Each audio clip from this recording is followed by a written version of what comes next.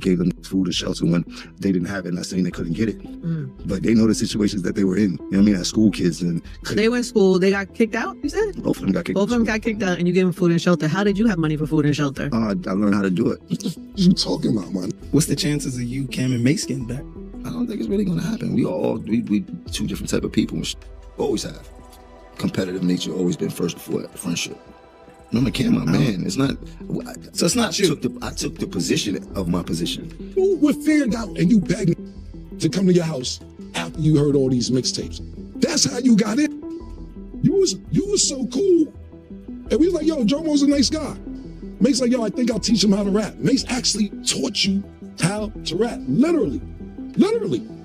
He taught you how to rap. Definition, Jimmy, because when you think, if I ask anybody on the streets of New York, like, give me some adjective or definition of Jim Jones, what do you think one of the words would be? I would hope a survivor, a visionary, a philanthropist, a person with a big heart, a person that stands on 10 toes. Not perfect. He's a perfect example of what could happen for you in life if you believe in yourself. This is uncharted territory. These are conversations we never had in here. For 2 decades, the story of Harlem's early 2000s resurgence, the Dipset era, seemed set in stone. It was a narrative of brotherhood, grittiness, and a united front that took over the rap game. The Diplomats were not just a group, they were a movement that defined the fashion, the slang, and the attitude of an entire generation. But recently, the architects of that very movement decided it was time to burn the history books. The drama exploded out of Uptown and sent shockwaves through the entire culture when Harlem icons Mase and Camron went public on their hit sports and culture show, It Is What It Is. In a move that no one saw coming, they turned their sights on their longtime associate, Jim Jones. For years, there have been subliminal shots, hushed rumors of tension, and occasional flare-ups. But this was different. This was a systematic dismantling of Jim Jones's entire public persona. They weren't just cracking jokes. They were exposing what they call decades of lies, exaggerations, and revisionist history pushed by the capo to make himself look like the city's top representative. The energy was direct, the laughter was lethal. You credit you being successful to Cam. I credit a lot to Cam, but I also credit a lot to us because behind closed doors, it was us that put him in that position. You was a fan. You begged us. You were a fan, nigga. A fan. They came live with me in the projects in my grandmother's house. In your grandmother's house? Oh, but she was gone. Passed away. So you got the apartment to yourself. They come, but you still got to pay the rent. Yeah, I paid the rent. I paid Coup de Love rent. That was Mase manager. I was a hustler. I always been a hustler. You were in the streets. I know how to make money. Why are we going to Jomo's house? I heard the new you did. Yo, you want to come through? Come through.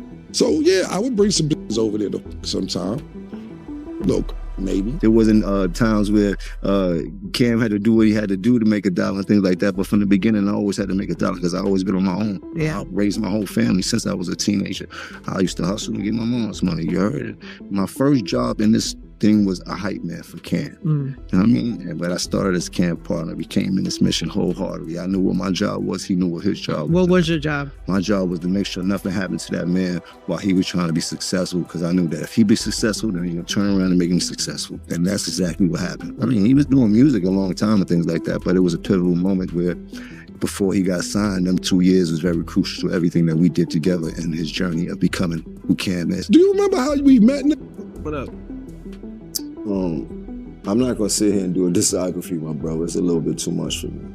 And you ain't paid enough for that. So if you got some other questions you wanna ask, or you could erase all this, send you your money back. I understand what's going on and the plight of everything that's going on, and people wanna know the history, but this ain't the way that you're not gonna be able to get the whole Jim Jones or Jomo story for that. What you did, I thought this was some regular questions. Seemed like you trying to get everything up to every point, and that's not gonna happen right now. So if you wanna ask some questions, I'm cool with that, but you definitely can't ask me all these questions you're asking, my brother. So if you got some... Yeah. Matter of fact, bring up the clip. Mase helped me learn how to rap. Mase taught me how to rap. Mase actually showed me, he was the first person to show me how to rap. Mase actually sat me down and showed me the magic to rap. We taught you how to rap. How you ran the whole organization. How you made Diplomat. We ain't make none of this stuff. You was a fan. I put you down because you had a free crib and you was a nice guy.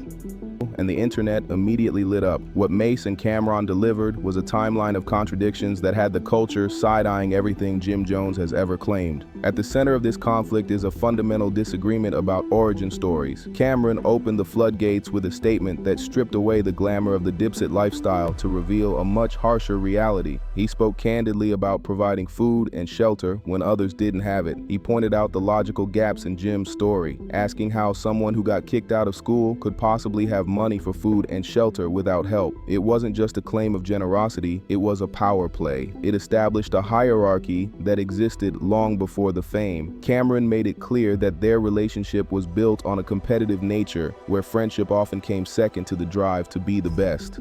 Today, I'm extremely happy of what I've accomplished, who I've become, what I've overcame, what I have the ability to do. You was not there, man.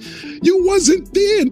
You were fanned out and you begged us to come to your house after you heard all these mixtapes. That's how you got in. Whenever I do my interviews, I'm very real with myself. You know what I mean? Like, I know the whole playing field. We taught you how to rap, how you ran the whole organization. People get this picture painted like I'm from the real bottom of nothing. I've been traveling on the train since I've been 8 and 9. I've been telling people this for years. Like, I'm a real anomaly. Like, I'm different in New York City. I was a man long before I was supposed to be a man. Get out of here. How you made Diplomat? Yeah, you ain't made none of this stuff. You was a fan. So you gonna sit around and act like you been around all this Harlem and everything. You ever see somebody from Harlem try to act like they from Harlem so bad? Mase, however, took the accusation a step further, cutting straight to the ego. He labeled Jim Jones as fanned out, claiming that Jim's entry into their circle wasn't born of street necessity or peer respect, but of fandom. According to Mase, Jim begged to come to the house after hearing their mixtapes, desperate to be close to the talent. They let him in not because he was a boss, but because he was viewed as a nice guy who was harmless enough to keep around. This accusation strikes at the very heart of Jim Jones's brand. For years, Jim has projected the image of the enforcer, the muscle, the one who made things happen in the streets, while Cam and Mase handled the music. Mase's narrative flips this entirely, painting Jim as a groupie who lucked into a legacy. What you think Cam gonna do? You think he just gonna sit there and you think he gonna and Jim basically Jim rhymed first? You know what I mean? Well, actually Cam and 50 said what they was talking about what they said. Jim heard that. He came back and said that. Now motherfucking Cam, what you think Cam gonna do? Cam is a lyricist. He's gonna make you feel any type of stupidity way that's possible. Basically, he's gonna say to basically kick you in your nuts. You know what I mean? He's gonna rip your heart out. Remember the old school and they was doing electric boogie and grab the heart, pull the heart, they just had in their head. Get this through it, stop doing this. That's what you gonna hear. It's basically they was going back and forth. After that, like I said, it went to the money. That's the whole point of the situation. Yeah, you're gonna say Jim is from the Bronx. Everybody else on the side, your group of niggas, be like, yeah, man, you know, the peanut gallery, they gonna make up all this shit to make sure to turn the peanuts into peanut butter, then whip it into something else to make it all a whole bunch of different shit. Then my niggas gonna talk about your feet and all that. You know what I'm saying? Like, so. The most damaging specific allegation involves the living arrangements that birthed the crew. Mase and Camron detailed a situation involving Cam's grandmother's apartment in the projects. Contrary to the out-the-mud struggle story Jim often tells, Cam explained that after his grandmother passed away, the apartment was empty. Jim was allowed to stay there, effectively living rent-free in a space provided by Cam's family. Cam emphasized that he was the one paying the rent to keep the apartment secure, allowing Jim to play the role of the independent hustler while having a safety net provided by the very people he now feuds with. Mase added that his job was to protect Cam, knowing that Cam's success was the key to everyone's future. In this version of history, Jim was simply a passenger in a vehicle driven by Mase and Cam. This revision of history didn't stop at lifestyle, it extended to the music itself. Jim Jones has carved out a respectable niche in hip-hop, known for a specific, aggressive delivery and ad-lib heavy style that influenced a generation of New York rappers. But Mase, possessing one of the smoothest and most celebrated flows in rap history, decided to reclaim the credit for that too. He boldly claimed that he literally taught Jim Jones how to rap. He challenged the audience to define Jim Jones, asking if he is a survivor or a visionary, before implying that the real definition is much less flattering. Cam backed this up, reiterating that they taught him the cadence, the flow, and the structure. The implication is devastating. Jim Jones is not an artist. He is a creation of Mase and Camron. The boldness of these claims was staggering. They detailed club scenes, studio sessions, and street situations where Jim allegedly inflated his role to look like a boss, when really he was just happy to be in the room. The internet responded by doing what it does best, digging for receipts. Fans began circulating older footage of Dipset interviews and freestyles, comparing what Jim used to say back in the day to the boss persona he adopted later. The result was a digital timeline of contradictions. What you think Cam gonna do? You think he just gonna sit there and you think he gonna and Jim basically Jim rhymed first? You know what I mean? Well, actually, Cam and 50 said what they were talking about what they said. Jim heard that. He came back and said that. Now, motherfucking Cam, what you think Cam gonna do? Cam is a lyricist. He's gonna make you feel any type of stupidity way that's possible. Basically, he's gonna say shit that basically kick you in your nuts. You know what I mean? He's gonna rip your heart out. Remember the old school and they was doing electric boogie and grab the heart, pulled the heart, they just had in their head. Bit the shit through it, stomped on the shit. That's what you're gonna hear. It's basically they was going back and forth. After that, like I said, it went to the money.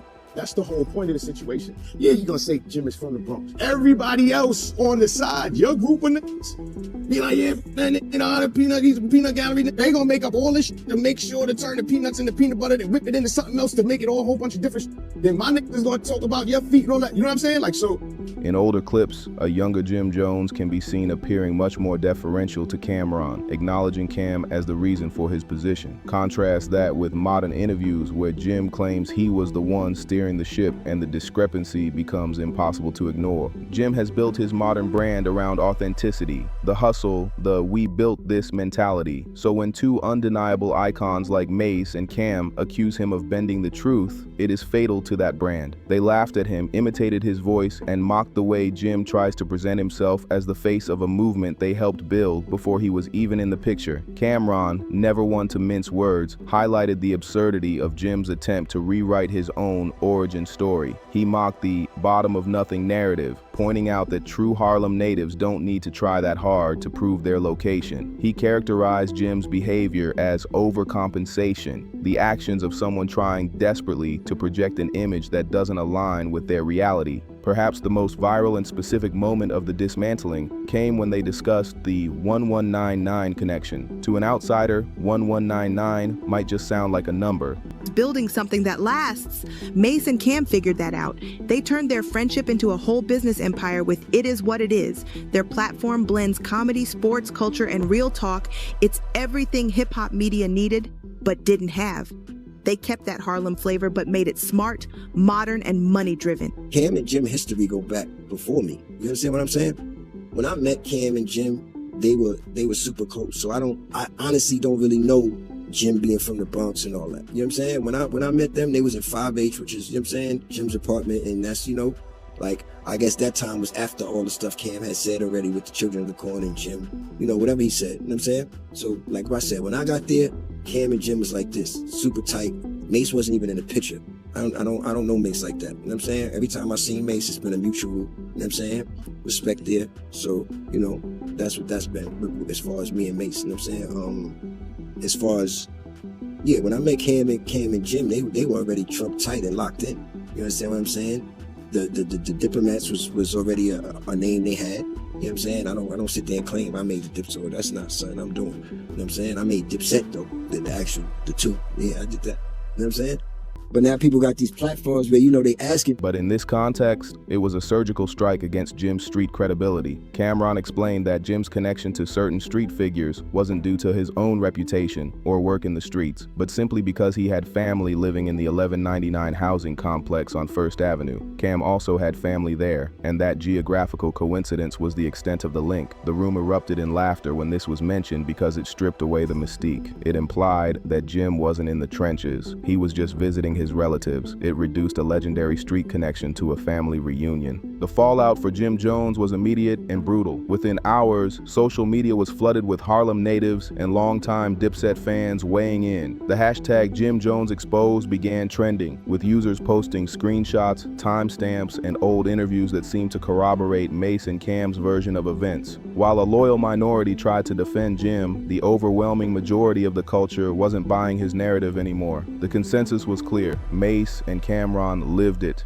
They were the stars when Jim was the manager. They have no reason to lie at this stage in their careers, whereas Jim has every reason to embellish his past to maintain his current status. And what was Jim's response to this public undressing? Silence. In the loud, brash world of hip-hop, when your name is being dragged by your peers and you don't clap back, people assume it's because you can't. Instead of addressing the accusations, Jim posted regular content about his workouts, his weather reports, and his lifestyle, acting as if nothing was burning down around him. It was interpreted as damage control through distraction. The irony is that just weeks before this blew up, Jim had been doing a press run, giving interviews where he talked about Harlem pride and his pivotal role in building the foundation of the culture. Those same words were now being thrown back at him, with fans pointing out the inconsistencies that Mase and Cam had highlighted. Meanwhile, Mase and Camron were taking a victory lap. Their podcast numbers skyrocketed. What started as a casual segment turned into a cultural moment. Their chemistry, part humor, part history lesson, made them look like the gatekeepers of truth, while Jim looked like the outsider trying to force his way into the pantheon. They managed to turn a feud into content, monetizing the beef while simultaneously settling old scores. This feud became more than just gossip. It was a reflection of how easily legends can be questioned in the digital age. It exposed the fragility of hip-hop mythology. For years, fans accepted the lore of Dipset without question, but all it took was a few conversations between the actual founders to unravel years of branding. Jim Jones, once celebrated as a symbol of Harlem's grit, the man who seemingly weathered every storm and stayed relevant while others faded, is now fighting for his credibility. The Capo title feels heavier now, burdened by the weight of these accusations. Whether Mase and Cam exaggerated their claims or not almost doesn't matter anymore. In the court of public opinion, the verdict has been rendered. The damage